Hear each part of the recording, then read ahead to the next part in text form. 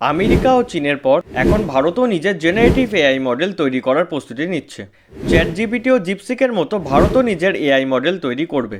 এতে 6 থেকে 8 মাস সময় লাগতে পারে। এই ঘোষণা কেন্দ্রীয় মন্ত্রী আশ্বিনী বৈষ্ণব ওড়িশায় আয়োজিত উৎকর্ষ কনক্লেভে করেছেন। তিনি জানান, ইন্ডিয়া এআই কম্পিউট ফ্যাসিলিটির কাছে 18,690 জিপিইউ রয়েছে, যার সাহায্যে একটি লার্জ ল্যাঙ্গুয়েজ মডেল তৈরি করা হবে। এটি বিশেষভাবে ভারতীয় মানুষদের প্রয়োজনীয়তাকে মাথায় রেখে ডিজাইন করা হবে। সরকারের পরিকল্পনা অনুযায়ী প্রথমে 10,000 জিপিইউ এর লক্ষ্যমাত্রা রাখা হয়েছিল, কিন্তু কমন ফ্যাসিলিটি এখনও পর্যন্ত 19,000 জিপিইউ সংগ্রহ করেছে। এর মধ্যে 12,896 এনভিডিয়া H100 জিপিইউ এবং 1,480 এনভিডিয়া H200 জিপিইউ রয়েছে।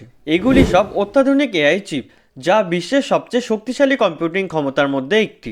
সরকার এআই কম্পিউটিং সেবার দাম বাজার দর থেকে 42% কম রাখার ব্যবস্থা করছে, যাতে স্টার্টআপ ও গবেষকরা এর সর্বাধিক সুবিধা নিতে পারে।